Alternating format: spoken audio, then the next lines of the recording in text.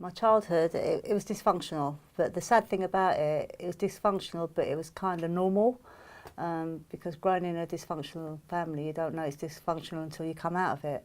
I mean, my mother was a prostitute, grandmother prostitute, and my father was a punter, you know, so it was kind of like really confusing because like my dad used to pay my grandmother to have sex with my mum, but when she got pregnant with us all, my grandmother took us all to Yorkshire, so I didn't grow up around my dad. In fact, I got told that my dad was dead. As a young child, I was born in the 60s, so I was actually made to feel uncomfortable in my own skin. And that is from, as a baby. You know, my mum used to call us nigger this, my grandmother. And it was like, that's how it used to go in the 60s. You're black this, you're black that. So I was actually made to hate myself from a young child. And I didn't realise until last year that I actually hated the black side of me. And it's kind of like, I'm glad that I got that revelation. But as a young child, right, there was punters, clients always coming in and out of my mum's house, you know, and it's kind of like, you know, my mum sold me at a very young age. I don't know what age, but she sold me at a very young age. And it's crazy because I remember I started to, as I've getting older, I'm starting to get more flashbacks of like what happened. And, you know, my mum, you know, would say things, don't touch my Mandy, and then she'd get up and walk out of the room and leave me vulnerable in bed with a client, you know, and that was kind of like normal.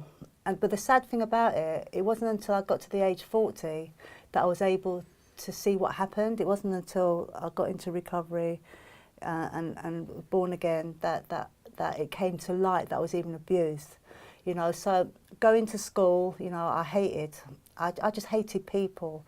I've learned that I was actually frightened of people, and there's no wonder why, because of what was going on. Anything that if anybody said to me anything was good about me, I would never believe them. You know, I used to think, what are they after? You know, so I'd always act out negatively. I used to go shoplifting with my mum. I used to rob punters with my mum, and that was from a very young age. You know what the sad thing is, right? I also remember at a young age, right, I was watching a film on the TV, and it was a film about Sister Bernadette, a Catholic film, right? A nun. And you know what? I wanted to be a nun. Can you believe that? The two extremes, right? I wanted to be a nun or the best thief in the world. There was no middle thing, you know? You know what I mean? And it's kind of like, I used to always feel like I had to be the one that would be the front person, like Mandy will do it, don't worry, I'll sort it out. I remember, like, my mum used to beat us, right, until we stopped crying. The more we cry, she'd say, if you cry, I'm going to beat you. So she used to beat us until we stopped, you know. So I remember when my grandmother was dying, she said, go and look for your dad, right? And I believed that my dad was dead because that's what they told us. So when my mum was drunk, my mum was an alcoholic, and she dabbled with heroin and crack and took pills, prescription pills. And I remember when she was high saying to my mum, you know, have you got my dad's number? And I couldn't believe it. She gave me the number, you know. I didn't know if it was true when my grandmother said, go and look for your dad. I didn't know. But she reeled off this number to me, and I just phoned this number. And I could hear the screaming and the excitement from the people at the other end. My dad just saying, oh, my daughter, Mandy, you know. But anyway, I ended up in London, and my dad ran gambling houses in the West End. And that was kind of like, it was exciting because it was like I didn't have to fend for myself because people respected my dad, whereas in Yorkshire there was no respect. There was just nothing but abuse. I ended up getting into a relationship, and it's not because I loved this man. It was purely because he was the best thief, and he had street credibility, you know. And that's just sad. I didn't see people for what they was. I saw people for what they had.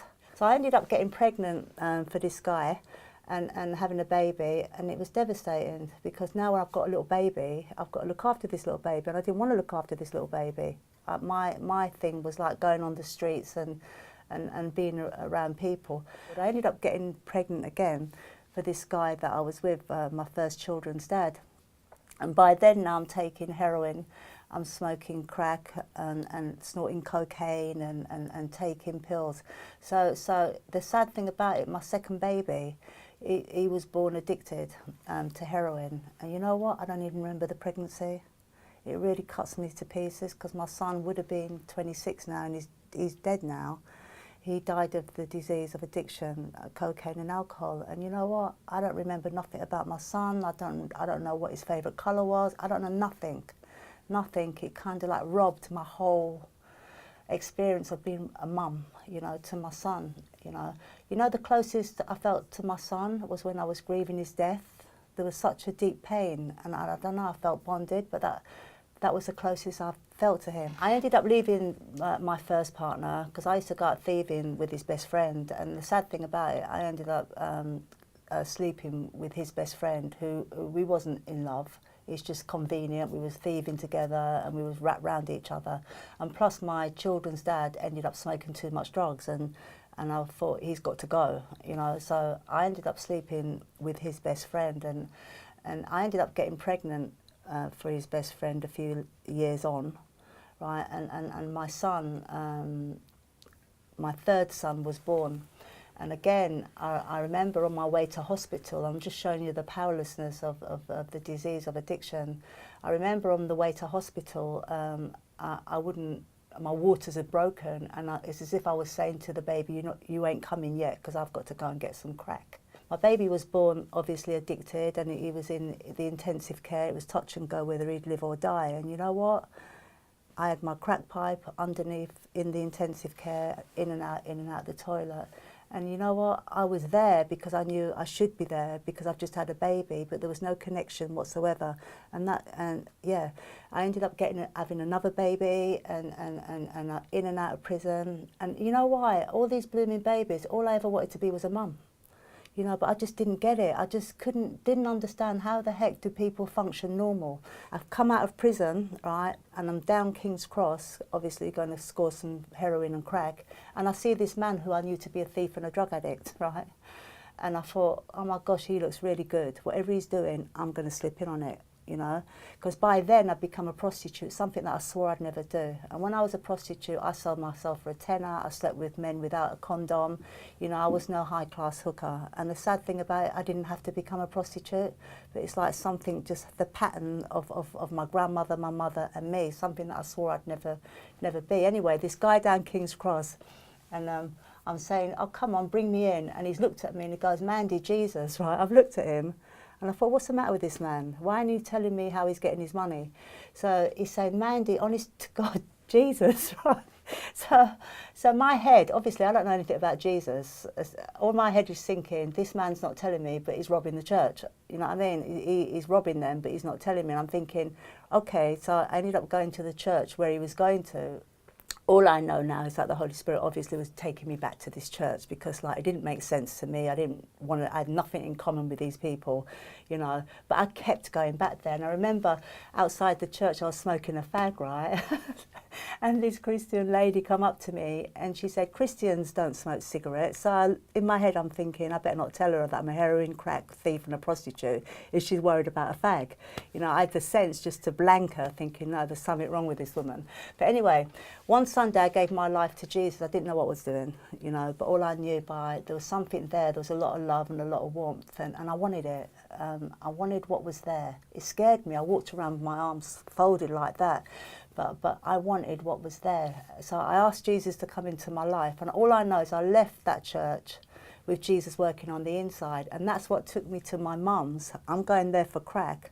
But there was another plan. So I've forgiven my mum. And I didn't know the full extent of what I was forgiving her for because the sexual abuse hadn't been revealed. You know, and it was for about 60 seconds. My mum touched my head. And you know what? There was so much warmth. I've never, ever, ever experienced that warmth. So in that 60 seconds, what I know now is that God restored, you know what I mean, what the locusts have eaten. He restored that bonding. I bonded with my mum for 60 seconds and then it was gone because I remembered I wanted crack. You know what I mean? So then I was off on that merry-go-round again.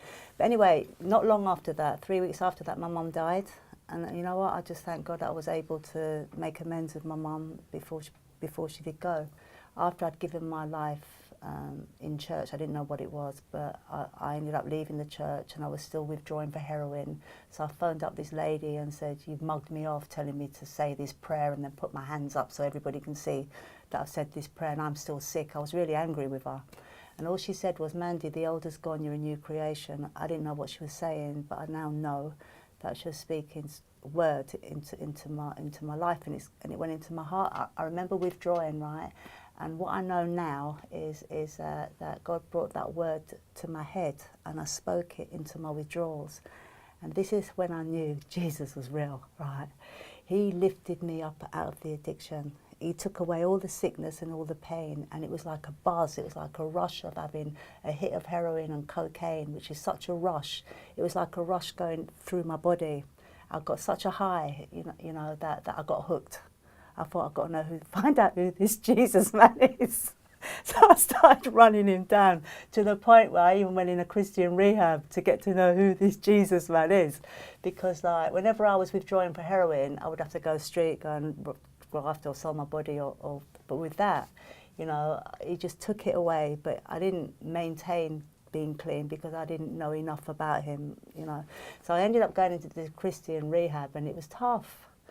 It was tough, I can remember saying to them, you lot are brainwashed, and they said to me, Mandy, your brain needs washing, it stinks. And what they were saying was actually true, because anything that was in my head, it was off key, and it still can be off key now. I didn't have anything positive to think about anything, it was always negative. But in this home, right, they used to mention the word God, right? Now, I've mentioned the word God a lot because of who I am today. But at that time, I couldn't say God, and I couldn't tell these Christians in the home, because every time I went to say God, I'd see a giant penis, right? And remembering, I didn't know nothing about the sexual abuse, and I was in torment. I was thinking, what is wrong with me? You're twisted. How can you? What is going on? It's only I now understand that just he represented all the people that sexually abused me. They were the gods in my life that which is really traumatic when I think about the gods in my life were my abusers, which is quite deep. But what I did do, I got to know Jesus. He was rejected, spat upon and despised, and I could relate to him, and it's through him that he got me to know who God was. I kind of like trusted him to get to know who God was. I remember praying, right, at home, and I remember worshipping, and then praying. Then all of a sudden, I blooming got in the bath, and I've gone like a little child, started banging the water, and I was so angry at God, right? Because it was in the Christian rehab home that come to light that I'd been sexually abused. I started to see the first client that I had when I was a young child, and I started banging the water and saying, it's your fault, you chose my parents, and then I start sobbing, and then I'd feel the warmth of his love. But what that showed me, that I was free to be angry at God, because I was angry anyway. That little child was angry, but it released me to express the anger and the frustration that I'd held for all them years. Anyway, I ended up being restored back to my children, and one of my sons had a court case going on, right? And my two older children that I abandoned for 11 years, they were blooming street boys, they'd been brought up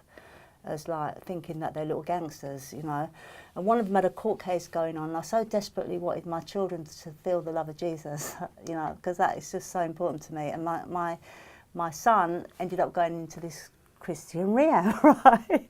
So I went in, and I'd go and pick him up to take him to court. He said, Mum, I'm not getting this. And I'd say, son, stay there, you're going to get it. So I'd pick him up each day to take him to court. And I remember one day I see it all over his face. I knew he'd got it. And, and he was just so excited. He wanted to run and tell everybody on the train. I said, you know what I mean? Don't start telling the judge, because he'll think you're mad. But the judge ended up sentencing him to the rehab, for him to stay and do the rehab program. Anyway, my son didn't stay in that rehab, and he ended up smoking cocaine and smoking crack and drinking alcohol. And what happened was, and this really saddens me, because my son ran away from that rehab, right? And he came to me. He came to me, and part of me, like, and I pushed him away. And I said to him, no, you need to go back to the rehab. I didn't let him come in. And then the next thing I hear, the police are phoning me up, and they said, oh, your son's in hospital. And I still never responded as a natural mother would run down the hospital. I didn't know how to be a natural mum. I was just so militant and hard. I ended up saying to the police, okay, I'll come to the hospital after I've been to work, because by then I was working. I got my first paid job in Holloway prison, the same prison that I was in and out of. But the pain of that is still with me, you know. My son was calling out for me, and I abandoned him, and I was there while he was dying, but he was on a life support machine, and I don't believe he knew that I was there. But when I was visiting him at the hospital, I see his dad, the one that I abandoned, you know, for his best friend, and I know that the Holy Spirit directed me to go over there and say sorry, you know, and he said sorry for his part. So when my son was dying, his immediate family was there, you know, and I thank God for that, you know. But the pain of not being able to be relational to my son, I can never get that back, and that's something that I've got to accept. So my partner's my children's ex-partner, and I've said sorry, and he said sorry for his part, and I thank God that I seized that opportunity, because a year later he got shot dead by the police. But since I've been clean, my mind can get to be so twisted and off key. And you know, I've started to, last year with the counsellor, I've accepted that both my mother and my father were paedophiles, because I didn't mention that my father also lied to me and said that he just wanted me to give him a kiss on the cheek, but he swished his face around and stuck his tongue down my throat. But I was too old. I was about, I don't know, 17. I'm not sure what age, but I was too old, and I punched him in the face and knocked his tooth out. And that was never mentioned again. And later on I learned that he tried it on with my younger sister, who ended up living on the streets from the age of 13. So I've started to, last year I accepted that both my mother and father are paedophiles. That's heavy stuff to accept, you know. And you know what I got from that? You know, I always used to be afraid that I'd be heroin, crack addict, an alcoholic like my mother, and a prostitute. But you know what? I started to get a panic, thinking, am I a paedophile? Am I an abuser like my mother? You know, and that really petrified me, to the point where I even had to ask my sister, because my sister remembers everything about the sexual abuse. I didn't. I blanked it out for all them years. I had to ask my sister, did I abuse you when you was a child? Because she was my younger sister. And she told me that I never, but I didn't know if I had, and I had to ask her this.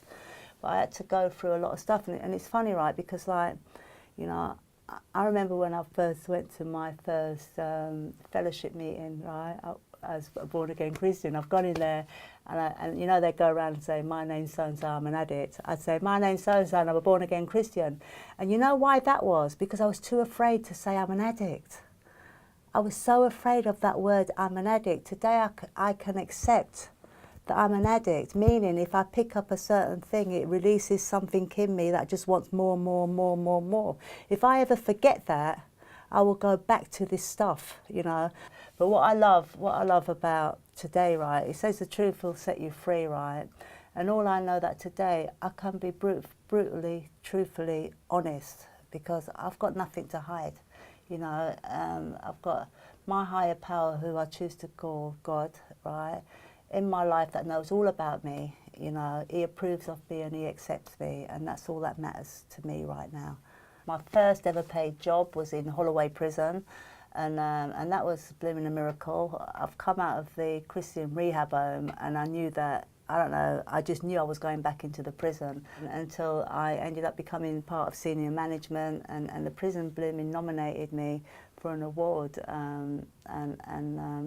I got a commendation. I was in Buckingham Palace a couple of months ago, and it was really amazing, right? I'm in there with my son, and somebody said, are you proud of your mum being in Buckingham Palace? And my son just looked at them and said, no, I'm proud of my mum every day for the work she does. I thought, yeah, go on, son. What I would say to you is stick it out, because you know what? It's much harder going back to where you've come from, you know, because that's something that really scared me. I didn't want to die and stay the same, you know. Afterwards, being in that addiction, it stopped working for me, you know. I just encourage you to just keep going, reach out and connect with somebody else that's in the program, you know. Connect with them, talk to them, find somebody that way you can be real to, you know. Honestly, all I know is that that you're needed. You're needed to get through the program, work the program, and pass the program on. You know, all I know that where you are is not where you're going to stay. You know, and the thing about recovery is you can't go around it, you can't go under it, and you can't go over it. You have to go through it in order to learn a thorough lesson and be the awareness of it. There's no other way. And you know what? When I look at my life, I wouldn't want any other way. Because if it was a magic wand would be just waved and it'd be gone, you wouldn't respect that. Do you know what I mean? You wouldn't respect that, you know. It's just something, and I can just say that you're not going through it on your own. Sometimes there's a, and I know I'm going into scripture, but it's my word of truth, right? Right, God says, I will never leave you and forsake you. Sometimes I used to think that I'm all on my own. And the reason that is because this journey is on my own, kind of, but He's there. He's there, and He will never leave me. He will never forsake me. And there are people in the program that I can talk to, but ultimately He knows, because He knitted me together in my mother's womb, so He knows exactly the spot and the troubles that I'm going through. So all I can say is just hang on in there. You know, don't miss out on the blessing.